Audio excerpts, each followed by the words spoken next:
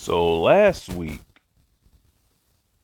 I think it was last Saturday, not this Saturday that passed, but the last Saturday, Stephen A. Smith went on Twitter, and this was after the Colin Kaepernick workout, debacle early that Saturday afternoon. He was supposed to work out at Atlanta Falcons practice facility. He abruptly changed the the venue. He was working out at a high school football stadium, and I think out of the 32 teams, only 8 of them showed up, and 2 of them left early. Okay, Colin Kaepernick at the end made a statement, didn't take any questions, did not take any questions at all. He made a statement, he made a speech, and told the NFL to stop running. I'm ready. We've been waiting for 3 years. Now, what happened after that? Stephen A. Smith went on Twitter, and a lot of people got pretty upset about what Stephen A. Smith said. I'm going to read you, I'm going to show you what Stephen A. Smith said throughout that week. Then I'm going to show you what he said to Eric Reed in a Twitter post. And I'm going to come back and I'm going to have some commentary on it. So let me get this straight. Colin Kaepernick has been working out all of this time. Him, people in his camp, his close ones, loved ones, everybody talking about he wants to play football. He wants to play football. He's ready to play. Just give him the chance. So what does the NFL do? Recognizing that teams need a shield because they need something to hide behind, because they know that, guess what? If we bring this brother in for a workout and we don't like him or we don't want him, who knows what we're going to get accused of? We need cover. So the NFL provides that. I have no doubt Jay-Z's involved. I have no doubt Roger Goodell is involved. I have no doubt there's a host of people involved, but forget all of that. This man wanted a chance. 25 teams show up in Georgia at the Atlanta Falcons practice facility, state-of-the-art facility, NFL personnel, equipment, everything, video, everything. And what does Colin Kaepernick do? Not Tuesday when he found out about it, not Wednesday, not Thursday, not Friday, Saturday. 3 hours before the workout. Because of some issue with a liability waiver. Colin Kaepernick wants to change the venue. Colin Kaepernick wants his own receivers. Colin Kaepernick wants to video things himself. Colin Kaepernick wants the media. This Colin Kaepernick, media can't find him. He ain't done no interviews. He ain't talked to nobody. Media can't find him, but he wants to do anything. He wants the media available now. You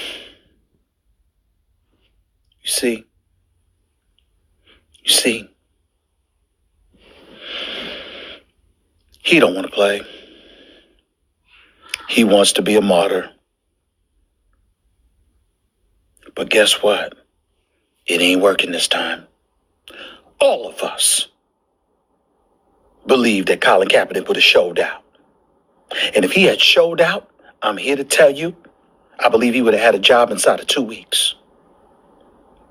But it didn't happen because he didn't show. He wanted to show up to a high school in Georgia. Not an NFL facility, a high school. And then YouTube it live.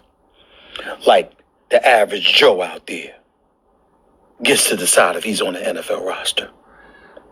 You don't want to work. You just want to make noise.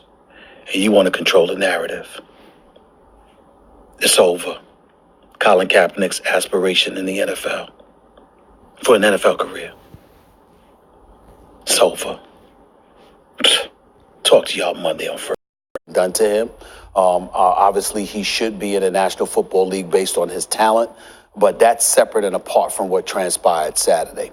You have reached out, whether it's via your camp or whomever, you have reached out to a number of people throughout this nation looking for that support.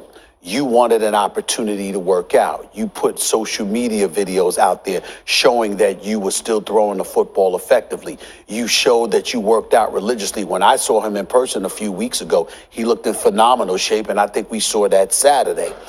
Saturday wasn't about a workout. Saturday wasn't about whether or not seeing if Colin Kaepernick could play or not. Saturday was about the whole interview process and whether you were willing to capitulate to some of the things that the NFL will want to do. Clearly, they had to do the same. Having the workout in and of itself was a major, major feat. Why was that necessary?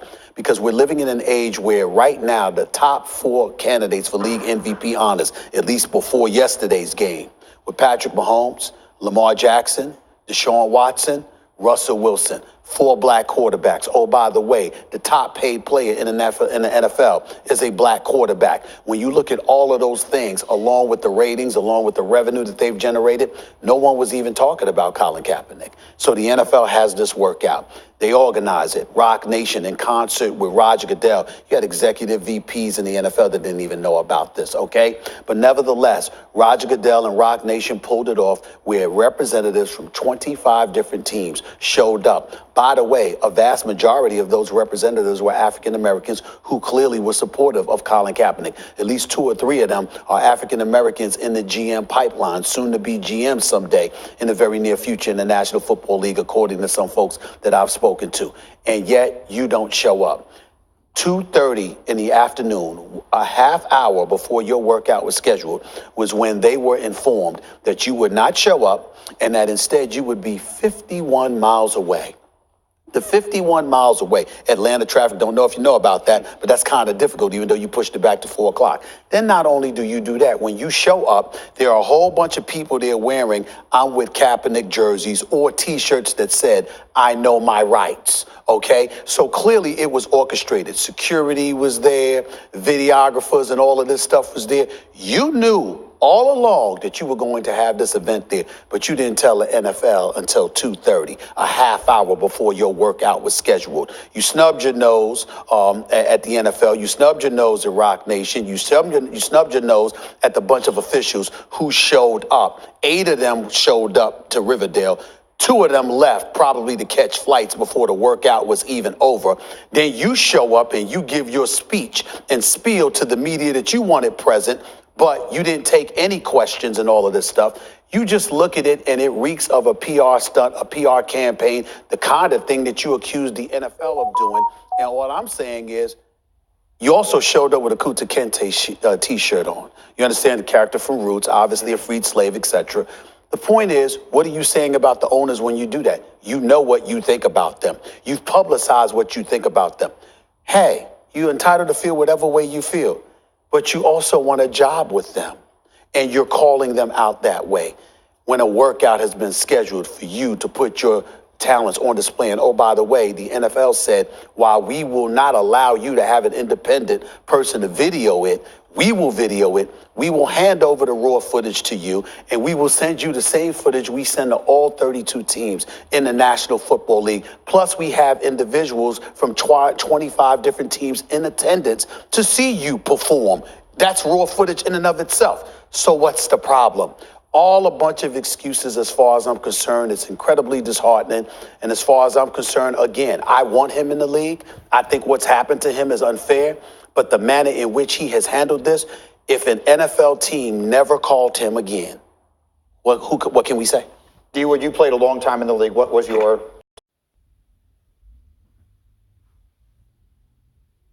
Addressed Malcolm Jenkins on the football field before a 1 p.m. coin toss. Called Jay-Z despicable. Lord knows what he's calling me or any other black person. Here's what Eric Reed doesn't bring up. Unemployment may be at a low in the African-American community at only 5.5% at this particular moment in time. But as I've said on many occasions over these airwaves, when white America catches a cold, black folks catch pneumonia. The phraseology simply means that no matter how bad things are for white folks, it's at least twice as bad for black folks. Rarely is it fair. Rarely is it justified. But we understand that, which means that the importance of strategic implementation, a plan, is pivotal. It's necessary. It matters. Where the hell are you going to get in life listening to Eric Reed and Colin Kaepernick? I want to do it my way. I don't want to capitulate to a damn thing. I don't want to capitulate to anybody. The hell with the NFL and their $18 billion a year product. The hell with the 32 teams and the white billionaire owners. The hell with the commissioner. The hell with everybody. All of y'all ain't worth a damn. I got this Kunta Kinte shirt on, highlighting who I believe I am compared to who y'all are and what I have to deal with. I am enslaved. I am persecuted. Y'all are stacked against me. Y'all don't give 2 cents about me. Y'all hate me. Oh, by the way, can you give me this job? Tell me who gets a job under those circumstances. Tell me who gets employment under those circumstances. Who are those people? My man Max Kellerman poured up a very lucid and fair-minded point in terms of speaking truth to power and highlighting the iniquities exacted upon a disenfranchised community and individuals that emanate from those communities when it comes to the oppressor versus the oppressed. That's fair. But my man Damian Woody also brought up a valid point when he talked about reality. And he reminded Max Kellerman and others, is it fair that a black man has to talk to his children about how you conduct yourself when the police roll up on you? About the reality about how unwise it might be to wear a hoodie in a darkened, compromised visual environment, particularly at nighttime, when we know a book shouldn't be judged by its cover. Trayvon Martin. But if you want to keep your children alive, to live another day and to fight that good fight, you don't just talk about the altruistic things. You don't just talk about the way that things should be. You talk about the way things are. How is Colin Kaepernick and Eric Reed doing us any favors today? Sticking out their chest in defiance of the man when you got your hand out for an opportunity from them. What kind of example are you setting for youngsters on the come up? Nobody's telling them not to strategize. Nobody's telling them not to fight. Nobody's telling them not to be aware of the minefields and the trials and the tribulations and the pitfalls that lie in wait, ready to take them down. What folks of an intellectual variety might be saying to them is, okay, be aware. And simply stomping your foot in the ground or sticking your proverbial foot in the sand might not get it done. You might need to be a bit smarter than that if you want to get what you want. And in the world of an Eric Reed, you're a sellout. You ain't even black. This from a man who spews that kind of stuff while accepting a check from the NFL as we speak to work on a Sunday afternoon. A check that evidently is so important to him that his brother he's locked in arms with, diligently defending at every turn, he couldn't even stay to support for the full workout because of the check he had to collect the next day. But you want to define blackness. Who the hell you think you are? If anybody's a puppet in all of this, it's you. If anybody's Mr. Bojangles in all of this, it's you. If anybody's selling out, it's you. And it ain't because of what you're doing for yourself. Because you got a family to take care of.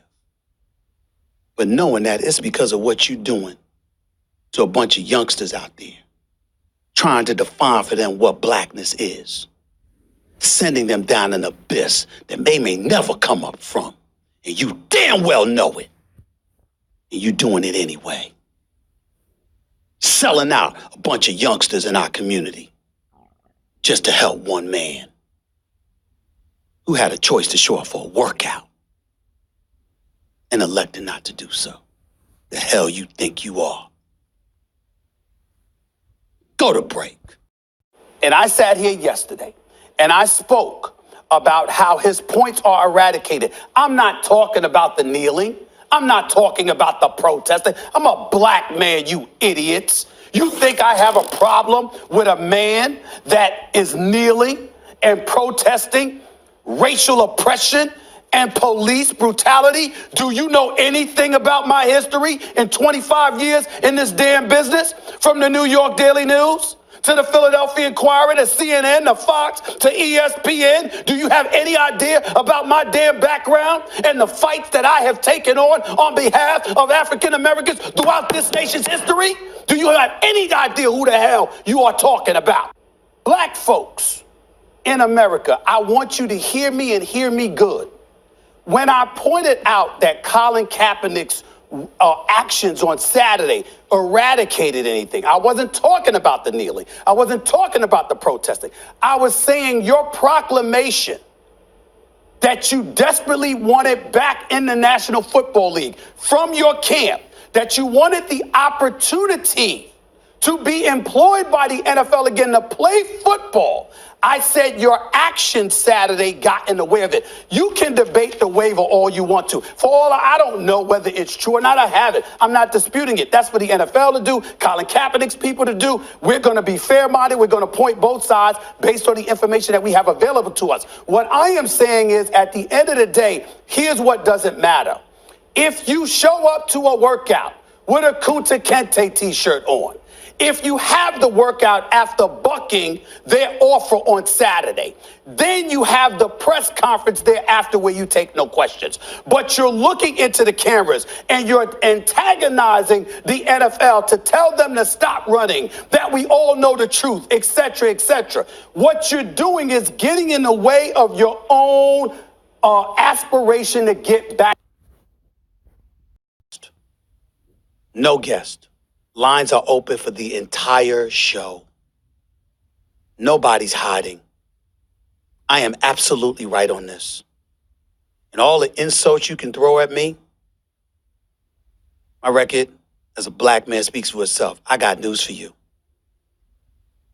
Folks like Max and other white folks, good, decent, fair-minded, progressive-minded people that they are, can get invited to barbecues all they want to. Y'all forgot one thing when it comes to this black man. Like any other black man, we don't need to be invited to barbecues we can throw ourselves. I got my own damn barbecue. There's a whole bunch of black people that's gonna be there. I don't have to be less or more of anything. I am naturally who I am. Wilbons, the James Browns, and everybody in between. Black folks all over the country, all in the media. Everybody speaking up on behalf of Colin Kaepernick. But Colin Kaepernick, you the one person that don't have anything to say. You step aside while brothers and sisters who know that you were right to want to address police brutality, who know that you were right to want to address racial oppression, who know that you were right when you say that you didn't deserve to be blackballed and you didn't deserve to have your cause politicized. All of us are fighting on behalf of you, but you are the one that won't speak up for yourself. Do you have a problem with that? Well, I think the thing is, in the black community, like I said, I'm in the streets. I hear what's going on. Yes, you are. Yes, you are. The thing is, I think, Stephen A., you have a platform. It's okay to disagree, but it was the way you were going about it. It was almost like you were attacking him. And I think the thing with Colin Kaepernick and the way that things shifted right at the doorstep of this workout is just the transparency. You alluded to the document. As that related, I mean, as I was referring to it with the document, the waiver, again, like I said, when you insert language into something that's not standard, then obviously you have to take time to review those documents. And like I said, they weren't given adequate time to do that. And so to now insert that and then think that he was going to sign it right at the doorfront, then that's not fair. You giving him, if you're going to give him a fair workout, then give him a fair workout. He was allowed no media access. They were trying to dictate who his receivers were. I have to stop you there. I am on the air right now listening to a Hall of Famer who I believe has had a multitude of opportunities to highlight unfairness that has been exacted from him. Did that stop you from accepting the challenge, knowing that you were walking into situations that were flagrantly unfair, that you were operating behind the eight ball at a disadvantage, courtesy of a system and an entity that obviously had a lot of power and influence to compromise whatever your aspirations were? You do it, I do it. There are people that sit up there. You ain't the only one that accused me of attacking him. I would ask you to recall what I said. What I said is that I have been supporting this man.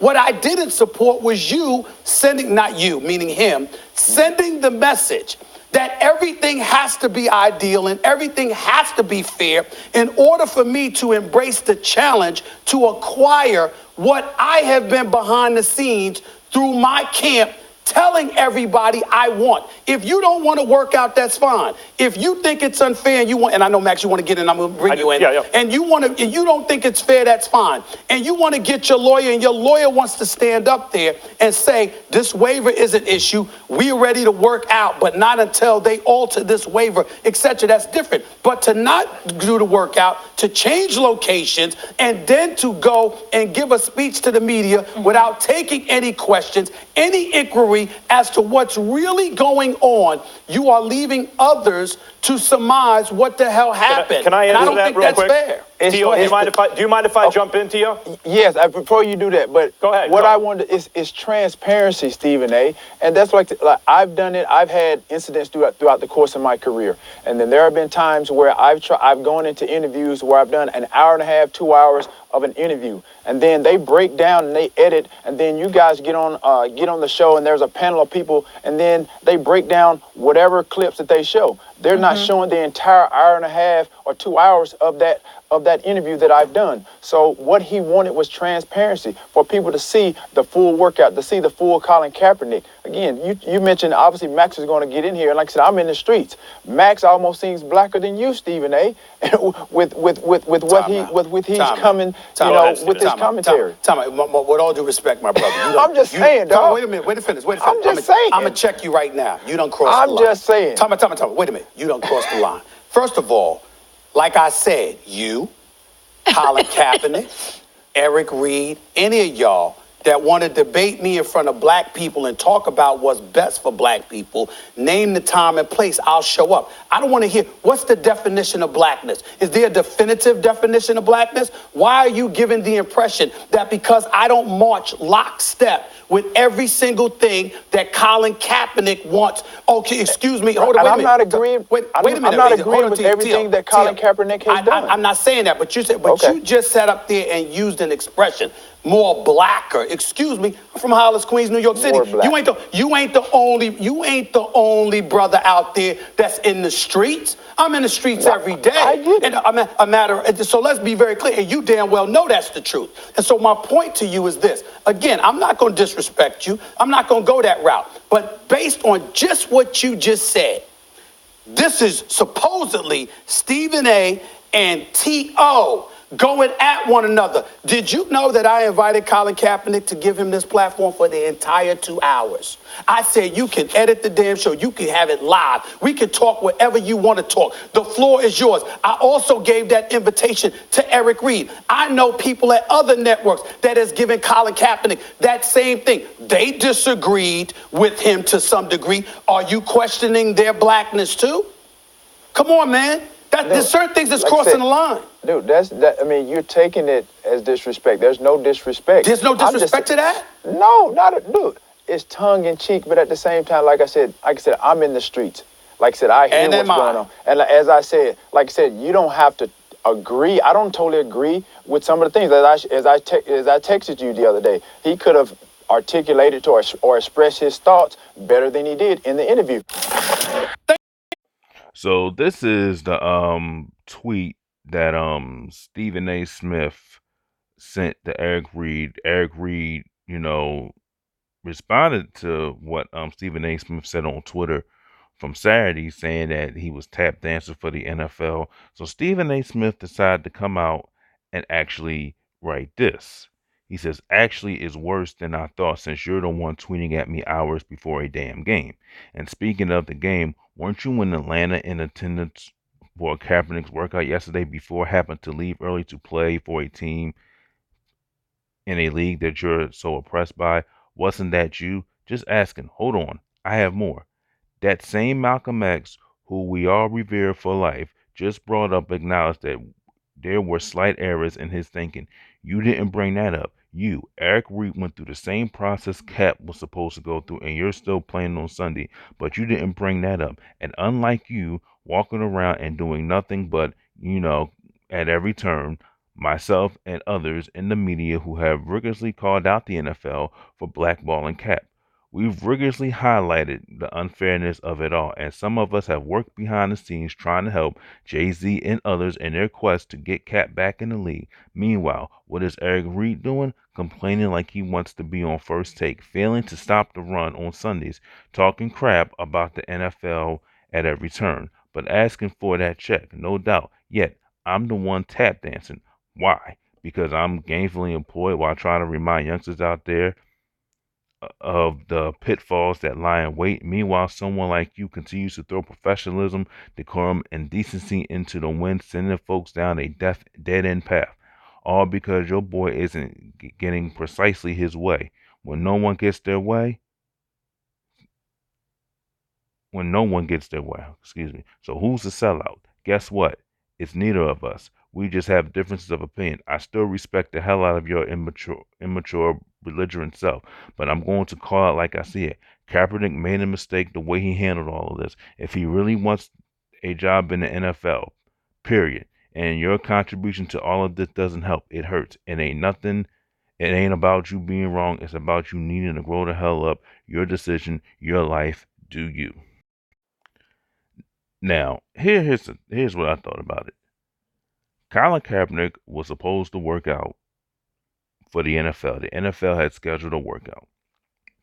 Now, whether it was staged, whether it was a PR stunt, okay, why didn't he just go to the workout at the end of the day? Just go to the workout. You want to get in the league so bad, you go to the workout. Now,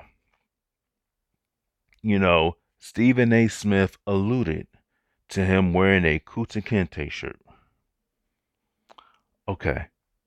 And see, this is where a lot of this fake, woke, pro-black social media crowd, this is why we don't really get anywhere, because we are all about chaos. We want to cause chaos. We want to go in there and just be blatantly defiant, be blatantly disrespectful, and cause havoc.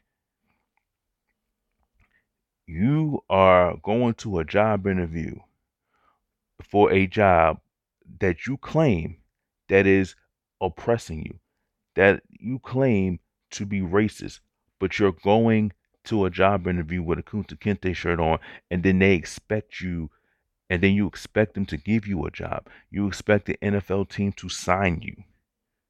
Because basically, at the end of the day, you're calling all of those NFL owners slave owners, but you're trying to get a job by these slave owners.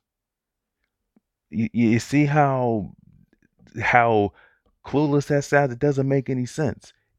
Listen, okay, there's a way to go about certain things. And see, a lot of people don't understand. It's like we want to just go there and we want to cause chaos and cause havoc and be belligerent and all this. No, you have to go there strategically. You have to go up there with a game plan. Okay, I don't know what the waiver said. I'm not going to get into that because I don't know what it said.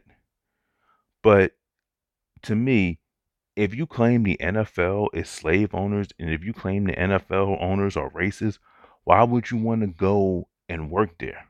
That's, to me, that don't make any sense. And then at that point where I agree with Stephen A. Smith that he really doesn't want to play. Colin Kaepernick does not want to play for the NFL. It was just a show. Okay? If you don't want to play, there's always the XFL. There's always other football leagues are starting up. There's other football leagues that are starting up. So you're telling me that you can't go play in the XFL? You can't go play in another league? You can't play in a CFL? Okay, the NFL is not the only sport in town.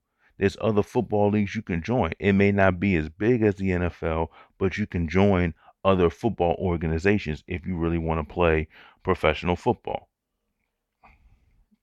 Now, my thoughts on the Stephen A. Smith bad week. Here's the thing. Stephen A. Smith takes to Twitter, then goes on his TV show, then goes on his radio show, continuing to call these people out. Okay? Look, you have every right to have your own opinion, and I have no problem with having your own opinion. I have no problem with it at all.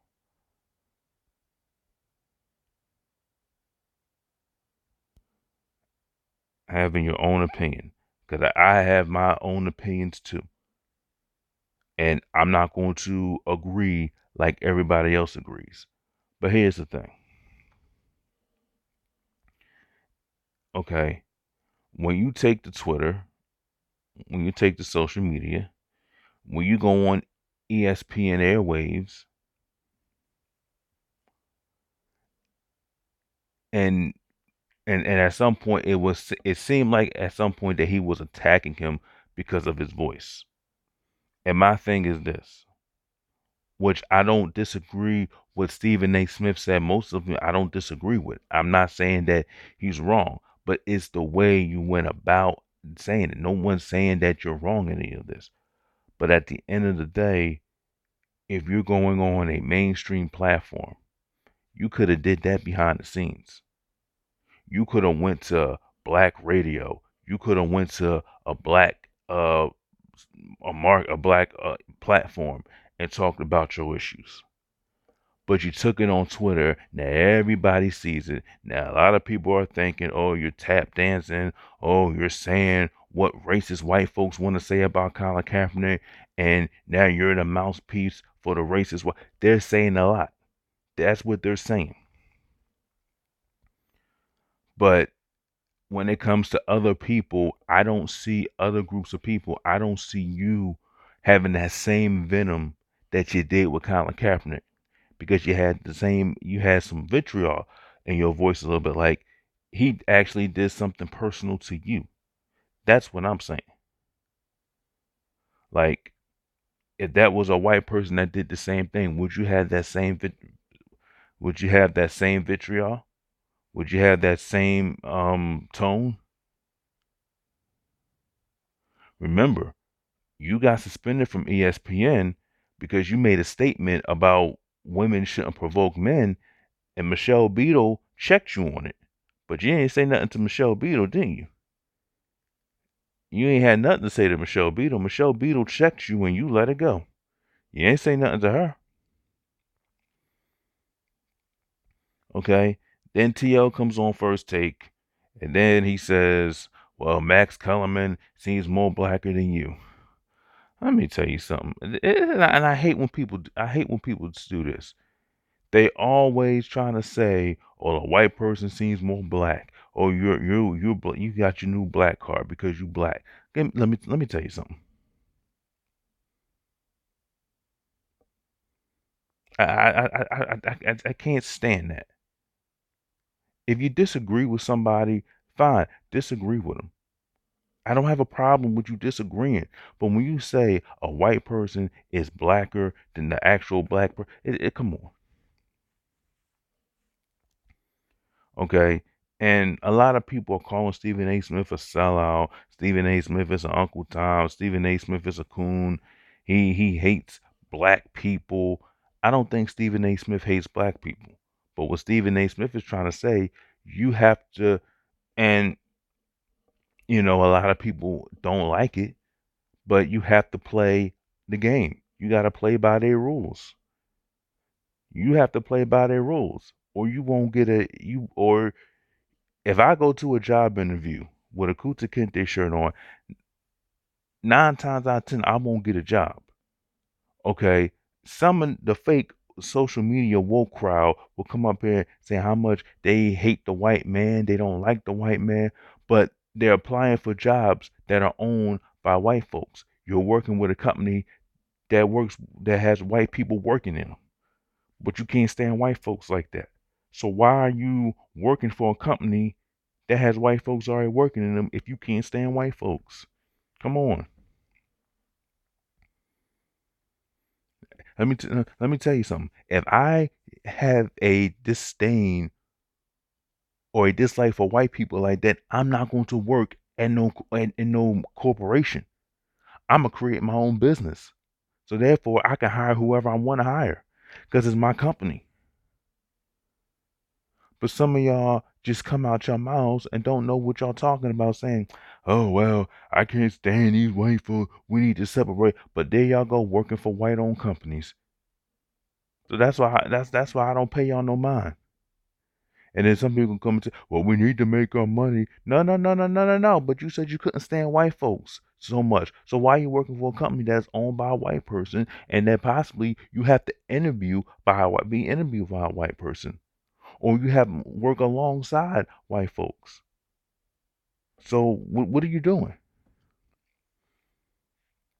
Come on. That's why I don't take y'all seriously because y'all full of crap. Y'all full of crap. Then Stephen A. writes you know, like a letter and tweets it out to Eric Reed saying that Eric Reed is going there and he has to play on Sunday and everything like that. And this is the problem. You can support somebody. That doesn't mean I have to always agree with what you do. If I don't agree, I'm gonna pull you to the side and say, you know what? Listen, I understand that you want to get back in the NFL, but listen, this is the wrong way to do it. This is the wrong way to go about it. We need to go about it a little bit differently. And then to have black people go at it on Twitter. You know how that seems to everybody else. Oh, here you go, black men arguing. Black men arguing on TV. Black men are at each other's throats over this Colin Kaepernick thing. You see, it's causing division. And at the end of the day, some things are better left said behind the scenes. Everything doesn't need to be put out there. Stephen A wants to have a discussion between Kaepernick and Eric Reed. I think that's a good idea. There should be something like that. That's a good idea. All right, let's have that conversation. Let's have that conversation in front of a black college with black people, and let's talk about the issues. That's how it should be done. Leave me your thoughts on this.